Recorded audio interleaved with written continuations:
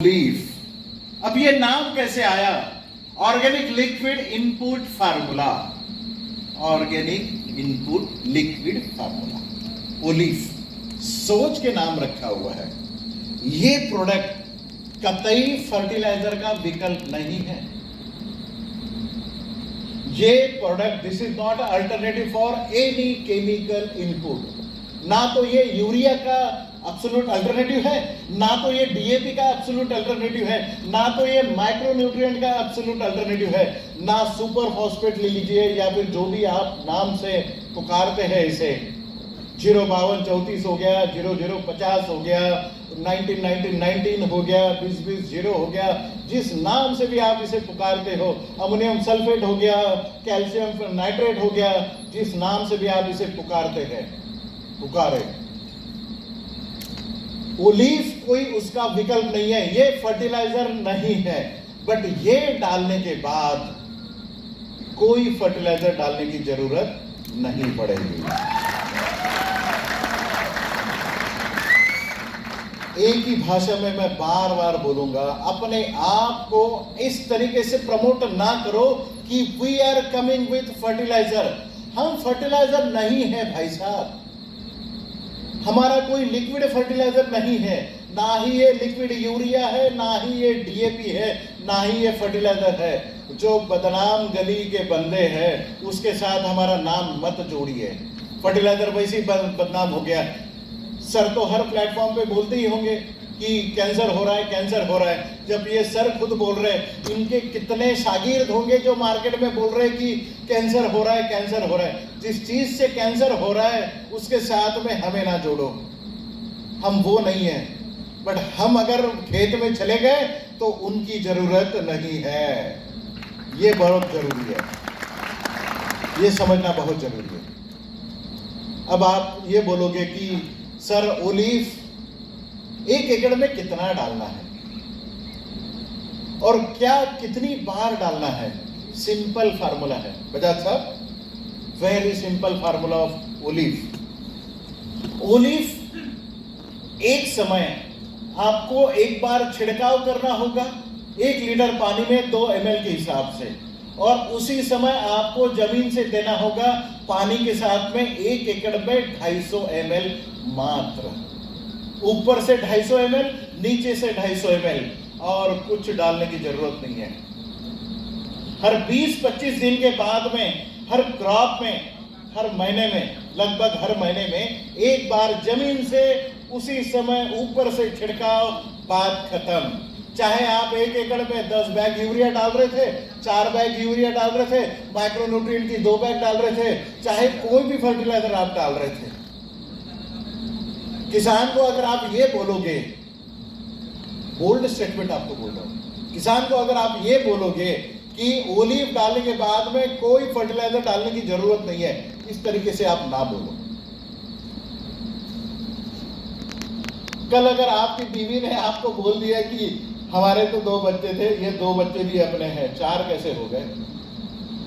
आपको आश्चर्य होगा ना, एकदम से झटका लगेगा। इस तरीके से ना बोलो। किसान को ये बोलो जो सालों साल से फर्टिलाइजर इस्तेमाल कर रहा है, उसे ये बोलो कि सर इस बार 50% फर्टिलाइजर आप करो और उसके साथ में ओलीफ आप डालो। अगले साल आप 75% फर्टिलाइजर कम करो और 25% ही डालो, उसके साथ में ओलीफ डालो, और तीसरे साल से बोल दो शायद बाकी बैग डालने की जरूरत नहीं है। मैं वो बैग किसानों के कंधों से हटाने की पूरी कोशिश करूंगा। ये नैनो टेक्नोलॉजी से बना हुआ, अब आप कहोगे नैनो टेक्नोलॉजी से, हमने नैनो यूरिया भी सुना है, नैनो डीएपी भी सुना है। सुना है कि नहीं सुना है? किसान भाई सुना है कि नहीं सुना है? वही गॉगल वाले भाई साहब ही जवाब देते हैं, बाकी कोई जवाब नहीं देता। हाँ जी, आपके ज्यादा बाल है, मेरे तो उतने ही कम बाल है। हाँ, ले लूंगा प्रोग्राम के बाद में, आपसे बाल ले लूंगा। नैनो यूरिया के बारे में सबने सुना है, नैनो डीएपी के बारे में भी सबने सुना है, बट उसकी रिजल्ट नहीं आते। ये भी आपने एक्सपीरियंस लिया हुआ है। क्यों नहीं आते एक्सपीरियंस? क्यों नहीं आते रिजल्ट? टेक्नोलॉजी राइट थी, रॉन्गली एप्लीकेशन किया गया है, ये मैं बोल्डली आपको बोल सकता हूं। जिस प्रोडक्ट के बारे में खुद माननीय प्रधानमंत्री जी खुद बोलते हैं हर प्लेटफॉर्म से कि नैनो यूरिया आपने इस्तेमाल करना चाहिए, उसमें अमाइड फॉर्म में, सर टेक्निकली आपको बताऊं, अमाइड फॉर्म में नाइट्रोजन दिया गया है 4%। अमाइड फॉर्म कभी भी एक्सेप्टेबल नहीं होता है पत्तों के ऊपर में। उन्होंने कहा है छिड़काव करना चाहिए, आप समझ रहे हो बात?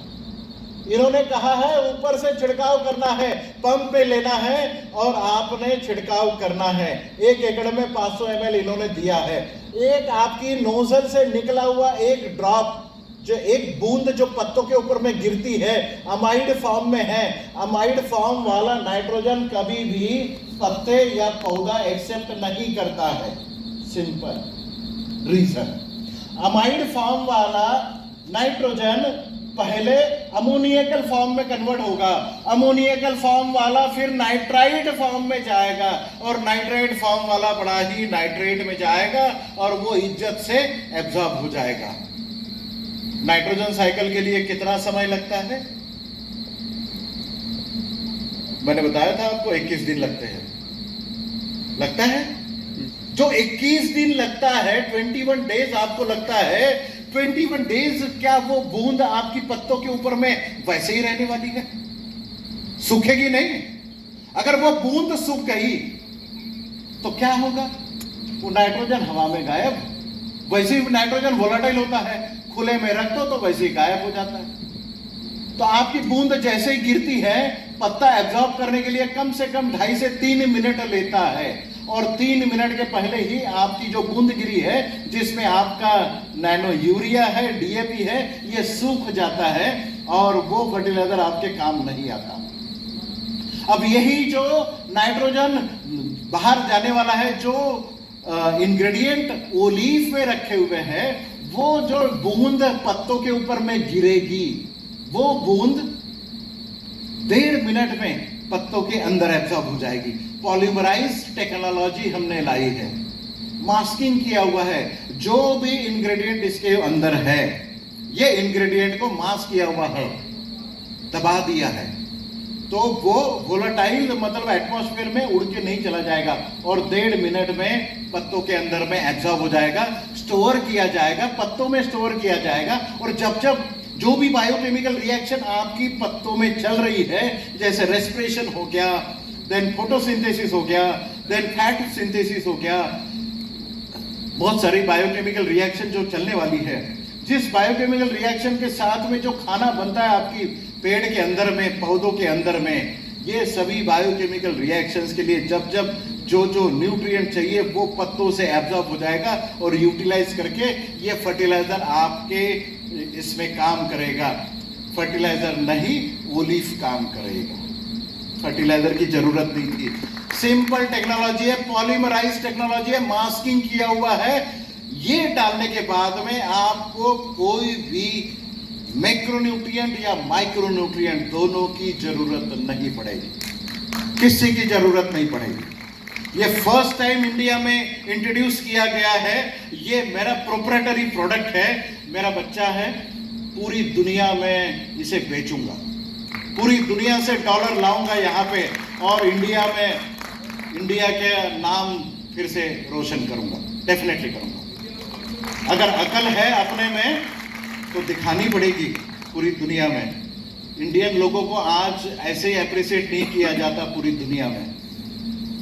बस कुछ चंद लोग होते हैं जो यहाँ से निकल के वहां चले जाते हैं, बट उन्हें पता चल गया है कि आज अपने घर में भी है रोटी। पहले तो रोटी की बात होती थी, आजकल तो इज्जत तो इंडिया में रहने में है। हम ऐसे ही लौट के नहीं आए हैं इंडिया में वापस।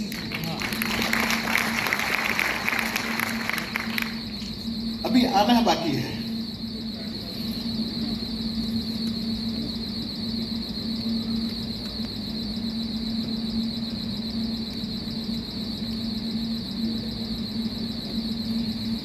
हाँ जी, सामने नहीं जा रहा है।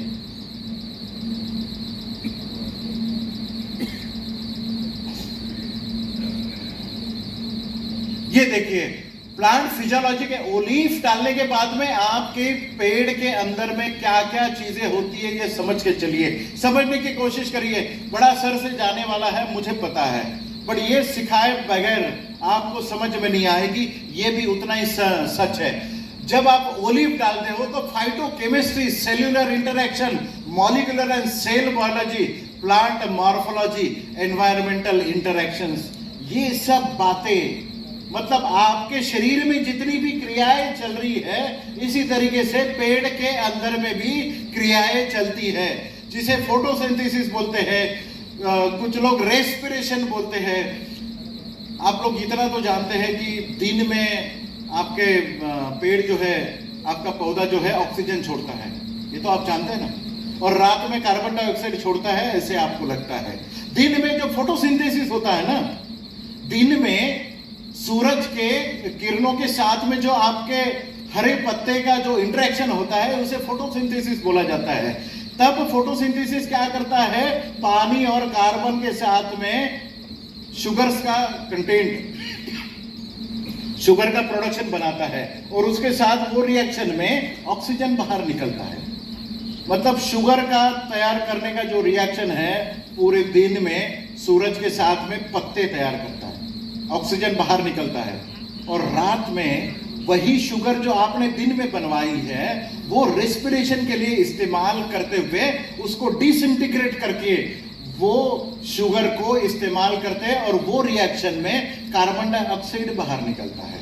और ये रिएक्शन चलने के लिए जो भी इंग्रेडिएंट की जरूरत होती है, जो फास्ट इंग्रेडिएंट की जरूरत होती है, वो सब ओलिव में डाले गए हैं। थोड़ा टेक्निकल हो रहा है ना, समझ में नहीं आ रही बात। इतना समझना बहुत जरूरी है कि जितनी भी शारीरिक क्रियाएं पौधे में चल रही है उन सब के लिए ओलिव सपोर्ट करता है। सिंपल भाषा में जितनी भी क्रियाएं आपकी पेड़ में चलती है उन सबको सपोर्ट करने का काम ये ओलिव करता है। ये मतलब ये प्लांट फिजियोलॉजी में इतना ज्यादा कारगर साबित होता है। इनपुट लिक्विड, अगर आप, ये बड़ा ही टेक्निकल है, बट एक बात आप जरूर समझे, ऑर्गेनिक लिक्विड इनपुट फार्मूला अगर आप अप्लाई करते हो, कब करना है ये आखिरी में बताऊंगा, क्या डोज में करना है ये भी बताऊंगा, बट ये करता क्या है ये आप समझ लीजिए। रूट एंड शूट डेवलपमेंट, जड़ों का डेवलपमेंट और ऊपर में शूट का डेवलपमेंट एक साथ करने का काम ये करता है। देन इसमें जो इंग्रेडिएंट है जो ऑर्गेनिकली पाए जाते हैं वो अगर आप देखोगे, हाँ जी सामने क्यों जा रहे हो,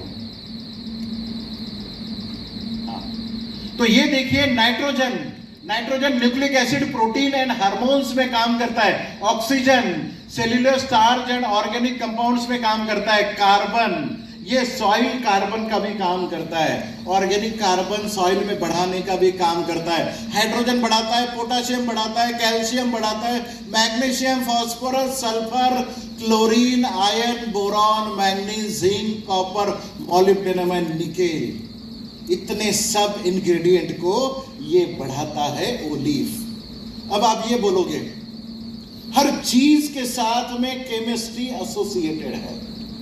अब मैं परसों एक गुलाब की खेती में गया था, केनिया के लोग आए थे,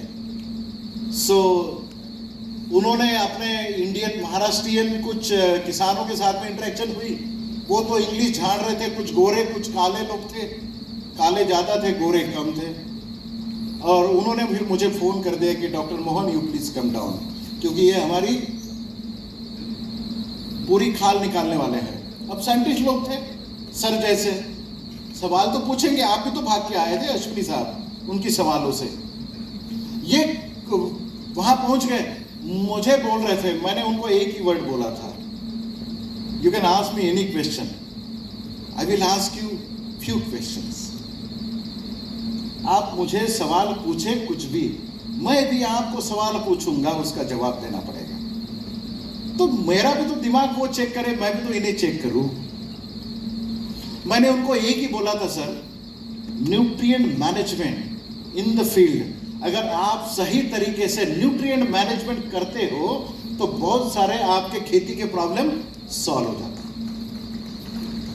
हो जाते हैं। आपका बैलेंस डाइट कैसे था? आपका कोरोना जब हुआ था वर्जिश करने लग गए लोग, विटामिन सी की गोली खाने लग गए, मल्टीविटामिन मल्टी मिनरल लेने लग गए, हमारे क्या कहते हैं सर, कवच प्राश और स्पिरुलिना गोल्ड न जाने और 2-4 चीजें हमारी खाने पीने लग गए लोग, क्योंकि सेहत बनानी थी। अगर सेहत सही है तो कोरोना कुछ करेगा नहीं, सेहत सही है तो कीड़े कम लगेंगे, सेहत सही है तो आपके पेड़ के ऊपर में डिसीजेस कम आएंगे, बैक्टीरिया कम आएगा, वायरस कम आएगा या फिर फंगस भी कम आएगा। उन्होंने ये पूछा, sir we need diameter for peduncle, peduncle का डायमीटर चाहिए। वो शूट गुलाब जब आप हाथ में पकड़ते हो तो डंडी बड़ी चाहिए, नीचे में डंडी की साइज ये चाहिए, गुलाब के ऊपर से कली का ये डायमीटर चाहिए और कली खुलने के बाद में ये डायमीटर चाहिए। मैंने कहा भाई साहब बहुत अच्छा, ये सब कुछ संभव है। फिर मैंने उनको एक एक बताया, पेडंकल के लिए ये न्यूट्रिएंट चाहिए, डंडी के लिए ये चाहिए, ऊपर से डायमीटर के लिए ये चाहिए। बोले तुम कहां से आया? मैंने कहा तू कहां से आया? मैं तो 40 कंट्री घूम के आया। मुझे पूछेगा, मैं भी तो चेक करूंगा। सर अपने पास भी नॉलेज है। उन लोगों ने वहां से कंसल्टेंसी छोड़ के केनिया के लोगों की कंसल्टेंसी रखी थी। वो यहां से डच गुलाब पूरी दुनिया में भेजते हैं, उन्होंने केनियन लोगों की कंसल्टेंसी कैंसिल करके जमाई लाइफस्टाइल को अपॉइंट किया। ये ताकत होती है प्रोडक्ट की, ये ताकत होती है नॉलेज की, ये ताकत है अपनी EMI लाइफस्टाइल की।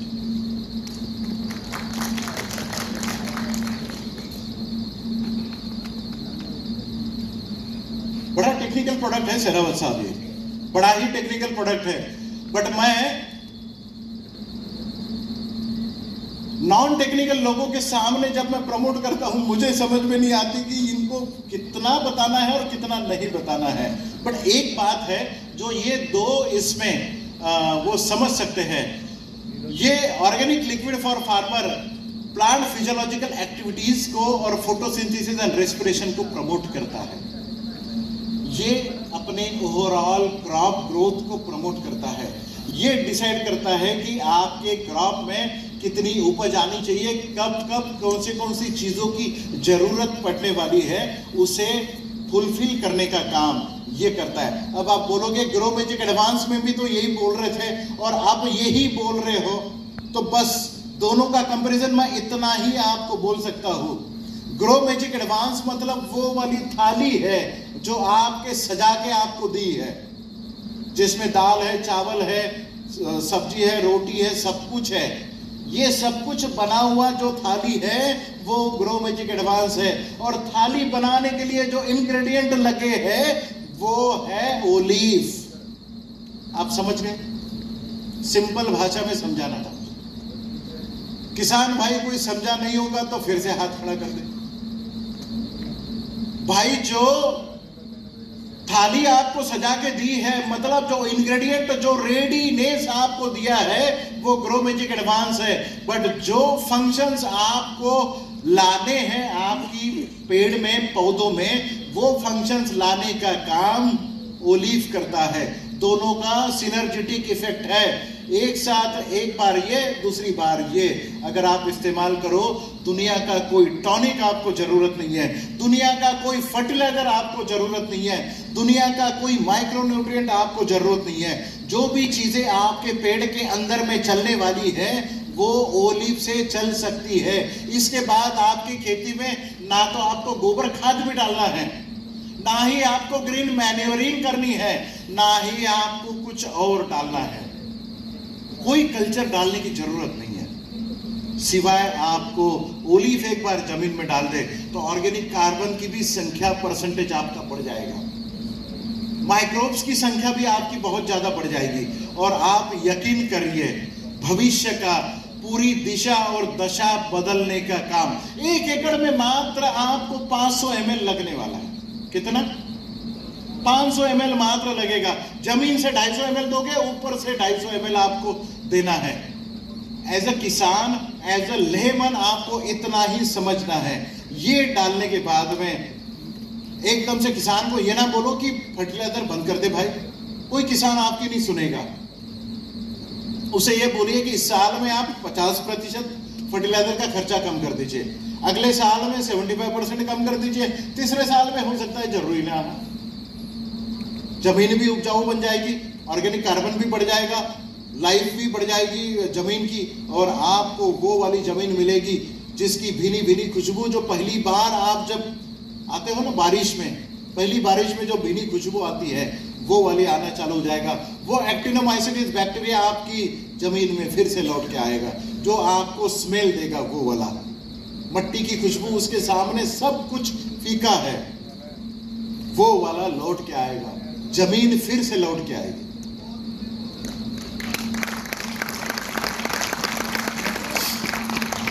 अब इस्तेमाल कैसे कैसे करना है। आपने जमीन में बीज लगवा दिया, या फिर आपने जीरी की पौध लगवा दी, या धान की पौध आपने लगवा दी, या किसी सब्जी की पौध आपने लगवा दी। वो लगने के बाद, एस्टेब्लिश होने के बाद में आपने पहला ओलिव का डोज देना है 20 से 25 दिन के बाद। पहला डोज आपका 20 से 25 दिन के बाद में होगा। उसके बाद हर महीने में आपको ओलिव जमीन से 250 ml पानी के साथ में, ऊपर से छिड़काव में 250 ml, बस, और कुछ नहीं करना है। और राह देखनी है आपको कि आपकी उपज कैसे बढ़ती है, आपको इनकम कैसे बढ़ता है। आगे चल के मैं आपको, सर आप यकीन नहीं करोगे, मैं इतना स्वीट कॉर्न यहाँ से एक्सपोर्ट करता हूँ, मतलब वहाँ से दुबई में बैठ के मैं इंपोर्ट करता हूँ, तो स्वीट कॉर्न नहीं मिलती मुझे क्वालिटी की। हमारे किसान ऐसे है, पहले कागज लिख के दे, पहले रेट लिख के दे। अबे तू करने वाला है कि नहीं करने वाला, यही मुझे पता नहीं है। मतलब अंडा पहले कि मुर्गी पहले, यही समझ में नहीं आती बात अपने इंडिया में जब भी हम काम करें। खैर, अगर क्वालिटी बनाने चाहते हो तो एक्सपोर्ट के लिए मैं यहाँ से आपकी पूरी सब्जी हो, फल हो, दालें हो, बासमती राइस हो, सब कुछ ले जाके दुबई से बेचने के लिए तैयार हूँ। आप लोग तैयार हैं? अगर 3 साल तक अगर आप सही मायने में अगर इस प्रोडक्ट के साथ में अगर आपने खेती करी, तो आप यकीन मानिए कि इकोसर्ट से हर खेती का सॉइल एनालिसिस होने के बाद आपकी खेती को ऑर्गेनिक सर्टिफाई करा दूंगा। हमारी माध्यम से ही वो होगा संभव, और आपकी खेती से जो भी उपज निकलेगी वो ऑर्गेनिक करके आप पूरी दुनिया में बेच पाओगे। इसकी पूरी गारंटी जमाल एप्सन लेती है। अब कुछ सवाल है इसके बारे में? ओलिव के बारे में मैं पूछना चाहूँगा।